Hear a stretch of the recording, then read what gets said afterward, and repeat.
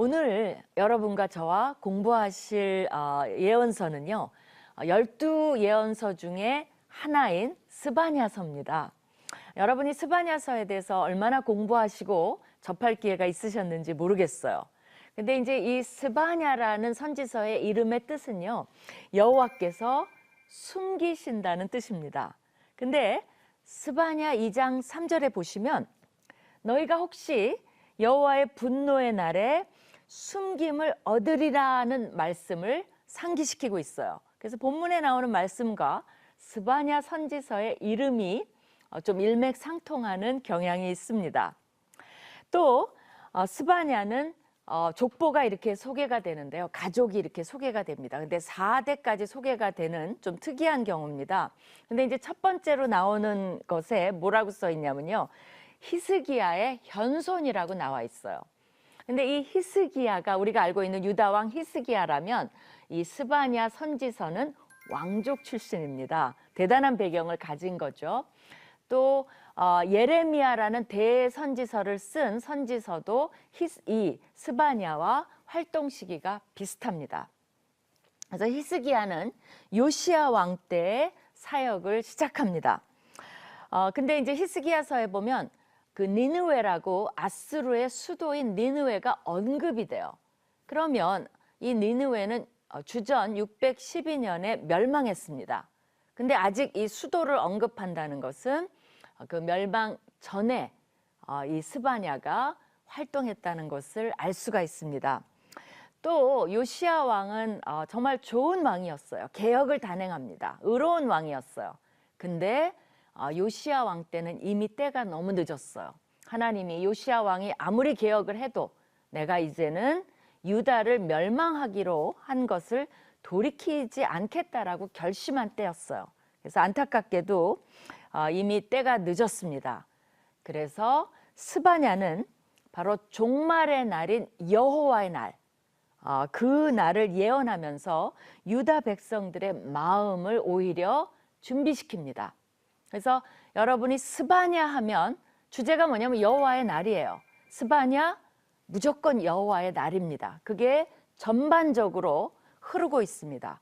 그래서 지금 우리 시대, 지금 21세기에 살고 있는데 지금 뭐 지구 온난화, 또 뭐 에너지가 고갈된 거, 핵과 같은 문제들, 지금 또 팬데믹, 그래서 21세기의 의학으로도 앞으로 계속 도는 이런 팬데믹, 병들에 대해서 치료 불가능한 거 아니냐라는 두려운 생각도 우리가 하고 있습니다. 그러다 보니 이제 정말 이러다가는 말세가 오는 거 아니야? 라는 생각들을 하게 됩니다. 그래서 스바냐의 종말이 여호와의 날이에요. 그 날과 지금 우리가 겪고 있는 불안감, 또 이 종말이 오는 거가 아니야, 다가온 거 아니야? 이 긴박감, 긴장감, 이런 것들을 연결시켜 보면 스바냐의 메시지가 훨씬 더 잘 다가올 수 있으리라고 믿습니다. 스바냐는 3개의 장으로 돼 있어요. 근데 이 장들을 살펴보면요. 첫 번째는 이 여호와의 날을 어떻게 받아들일 것인가에 대해서 하고 있고요. 그러면 이 여호와의 날을 피할 방법은 없나? 그것이 2장이에요. 기대가 되시죠? 피할 방법 없나? 세 번째는 3장은 뭐냐면요. 여호와의 날에도 우리가 희망을 가질 수 있는가? 이렇게 주제를 다루고 있어요.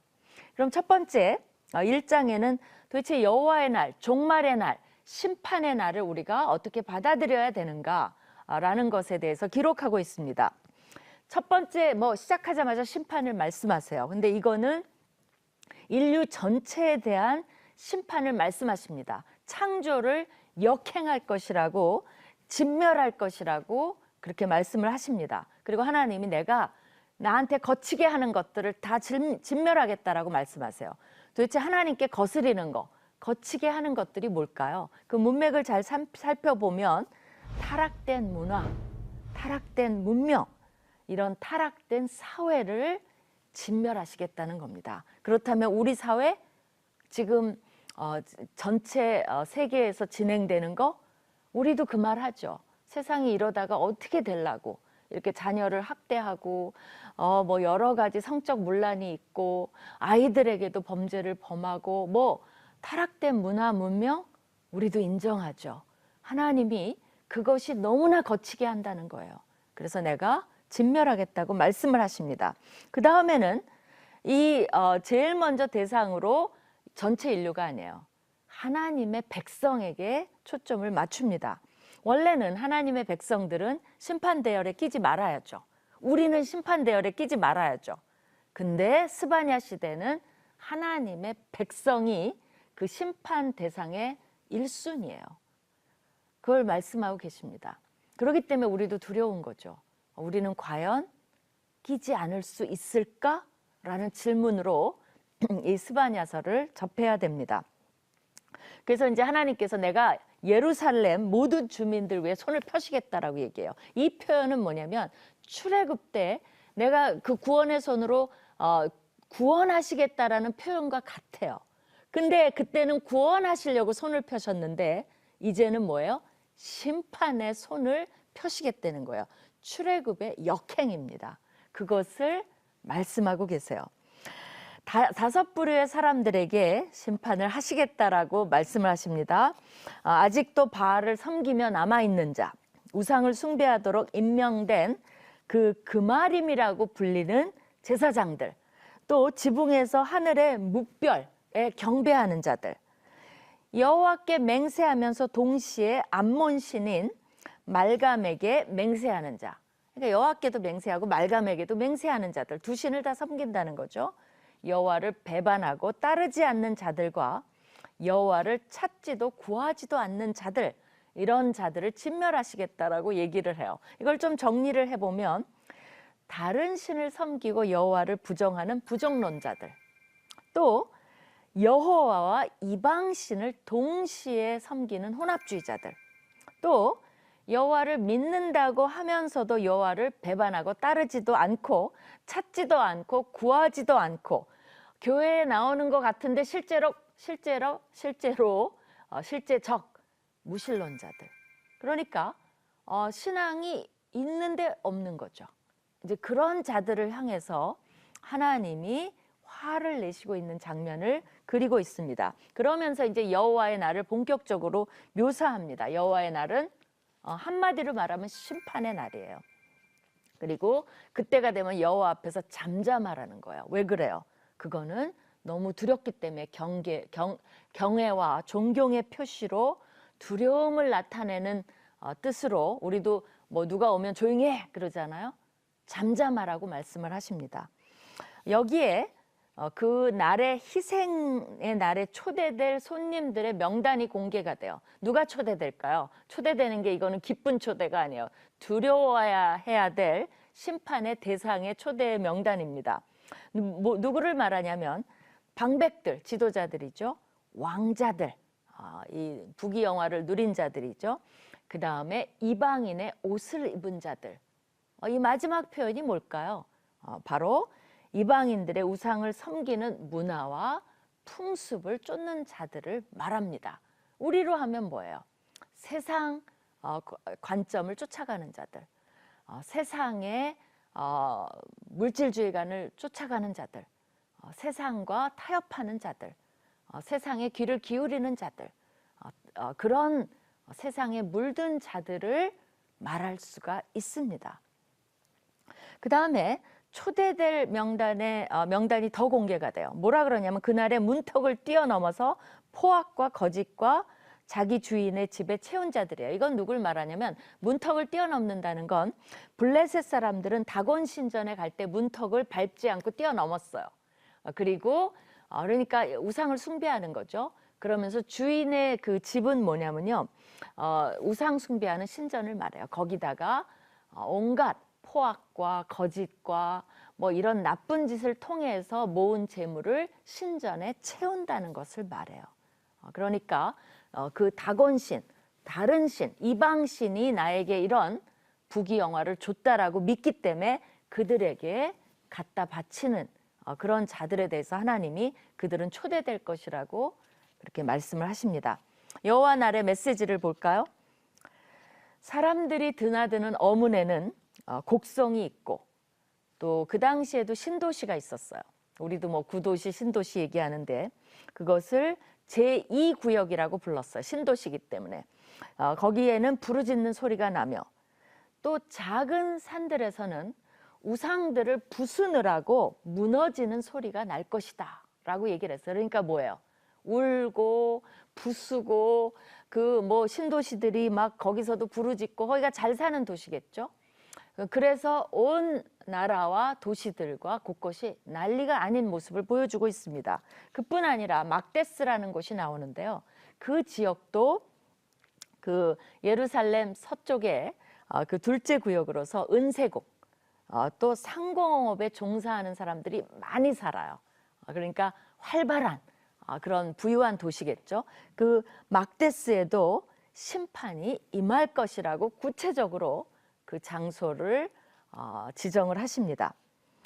그리고 나서 말씀하시는 게 뭐예요? 이런 것들을 통해서 그 사람들이 문화에 젖어서 세속에 젖어서 그런 것들로 자기의 자랑의 근거를 삼고 또 안전망, 재물을 안전 이게 있으니까 나는 괜찮아 라고 했고 또 내가 더 큰 집, 더 큰 평수, 더 큰 뭐 그렇다고 평수가 큰 게 나쁜 건 아니고요. 이제 그런 것에 초점을 맞춘 자들 이런 모든 것들이 다 허망하게 무너지는 날이 바로 여호와의 날이에요.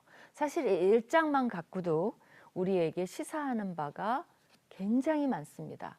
우리가 안전하다고 생각하는 것들 그걸 위해서 그렇게 열심히 모든 시간과 여력과 때로는 도덕성, 상식성도 타협해 가면서 내가 바친 것들 그래? 하루아침에 다 무너져. 없어질 거야. 네 인생은 허망하게 될 거야. 거기에 의존해봐 라는 경고의 메시지입니다. 그래서 세상에 닥칠 여호와의 날이 이제 드디어 묘사가 됩니다. 여호와의 날의 두려움과 잔인함을 굉장히 생동감 있는 언어로 생중계하듯 묘사를 해요. 그게 1장 14절에서 18절까지입니다. 여러분이 나중에 한번 읽어보세요. 가깝고 빠르다면서 긴급성을 나타냅니다. 전쟁의 패배로 이날은 용사가 슬피 우는 날이에요. 그리고 환난과 고통의 날, 황폐와 패망의 날, 캄캄하고 어두운 날, 구름과 흑암의 날, 사람들에게 고난을 내려 맹인같이 행하게 하시는 날, 사람들의 피가 티끌같이 되는 날, 살이 막 썩어서 분토같이 막 오물같이 막 이렇게 날려버려요. 그런 날, 또 애착을 가졌던 은과 금도 결코 구하지 못할 날, 이런 날이 여호와의 날이라고 말씀하신 날을 6번을 말해요. 이건 뭡니까? 창세기 1장에서 창조의 6일을 상징하면서 창조가 인간이 살 수 있는 날은 6일이죠. 하루는 안식을 해야 되잖아요. 그 안식일은 거룩하죠. 그래서 그 6일 6번을 언급함으로써 어떻게 보면 상징적으로 그 6일 창조한 모든 것 인간이 활동하는 그 날을 싹 쓸어버리겠다고 말씀하시는 분노의 날입니다. 이유는 명료해요. 뭐냐면 인간이 여호와께 범죄했다는 거예요. 범죄했다는 겁니다. 하나님이 화가 나신 날입니다.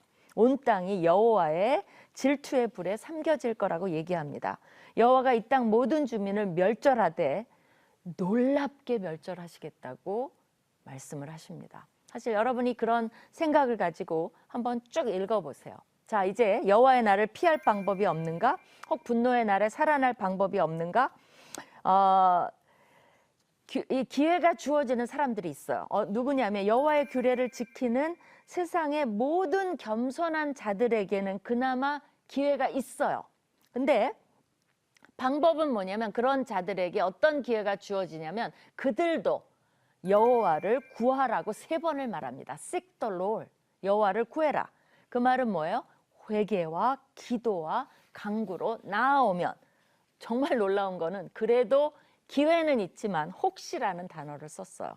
개런티된 건 아니에요.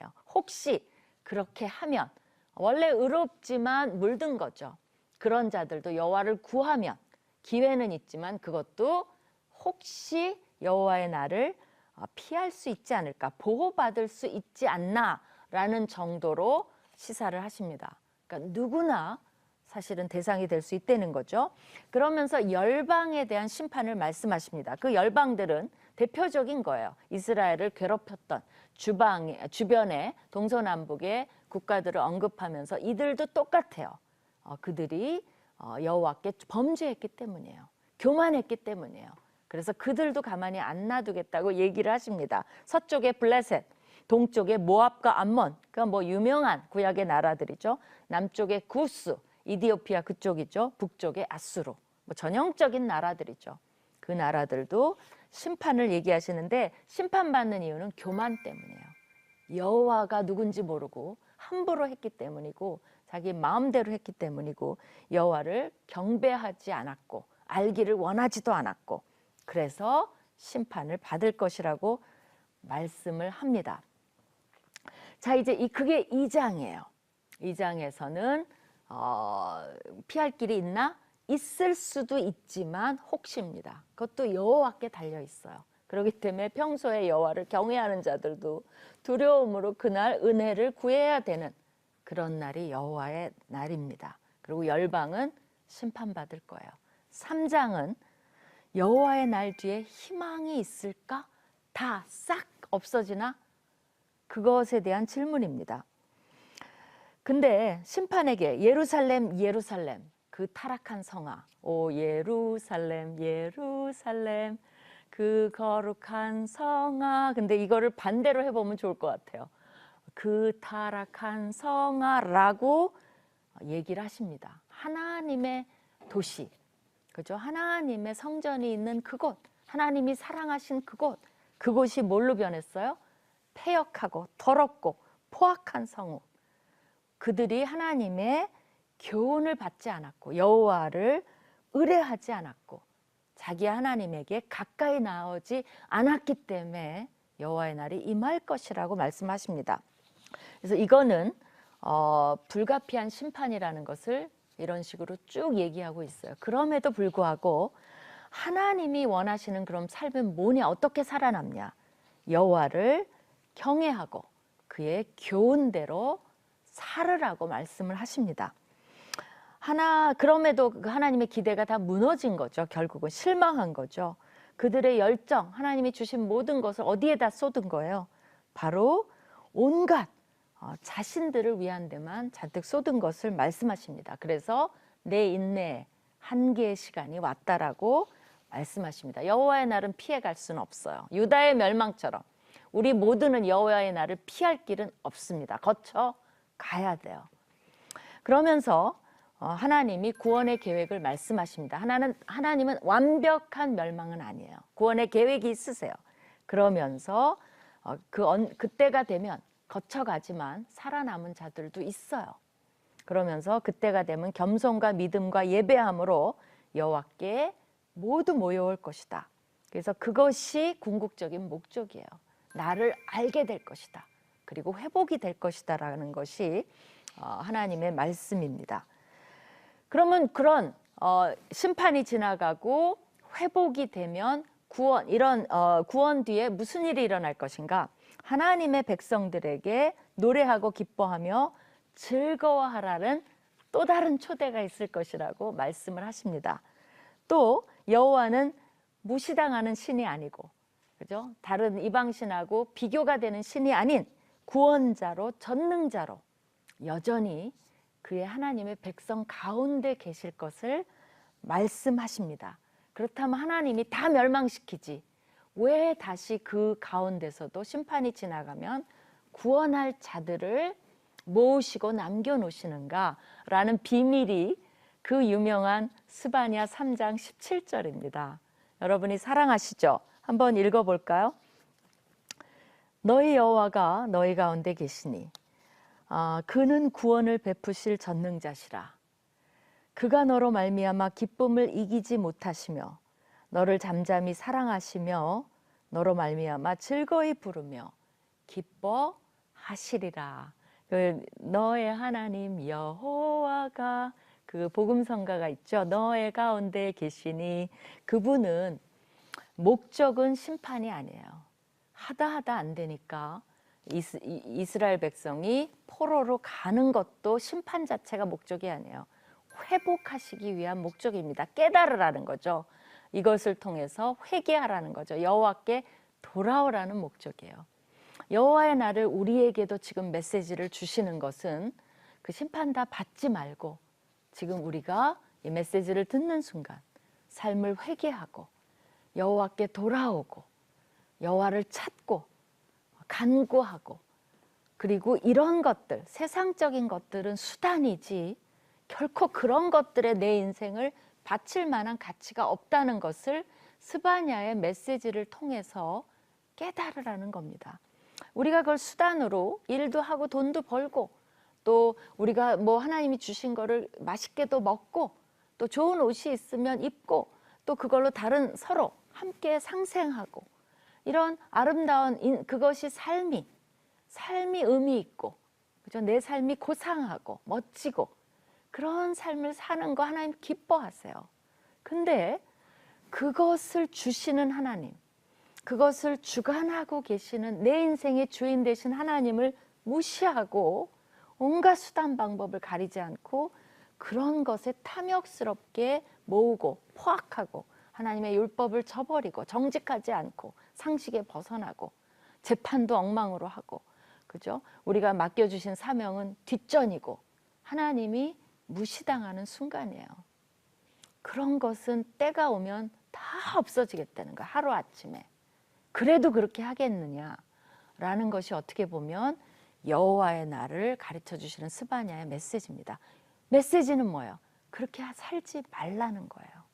없어질 날을 위해서 살지 말고 우리 가운데 계시는 나의 하나님 여호와, 나를 사랑하시는 여호와, 나를 기뻐하시는 여호와, 나를 잠잠히 사랑하시고 나로 말미암아 즐거워하시는 그 여호와를 바라보면 구원이 있겠다는 것을 말씀해 주시고 계십니다.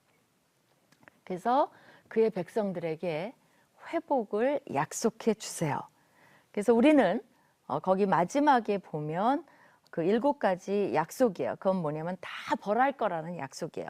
괴롭게 하는 자 벌하고, 또 뭐 발을 저는 자는 구원을 하고. 이 약속은 참 좋네요.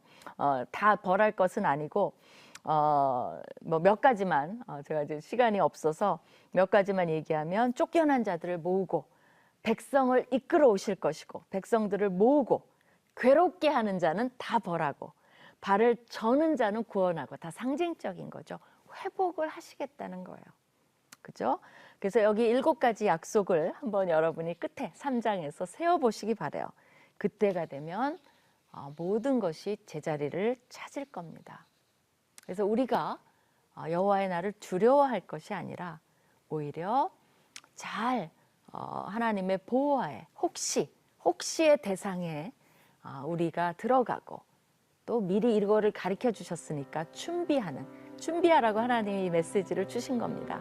준비하는 마음으로 하나님 견디게 해주시고, 구원의 대열에 끼게 해주시고, 여호와를 바라보는 삶을 살게 해주세요 라고 그런 마음으로 스바냐를 한번 다 읽어보시기 바랍니다. 우리 모두 그 여호와의 날에 안전하게 스바냐의 이름, 숨김을 당하는, 보호를 받는 우리 모두가 되기를 서로 축원드립니다. 감사합니다.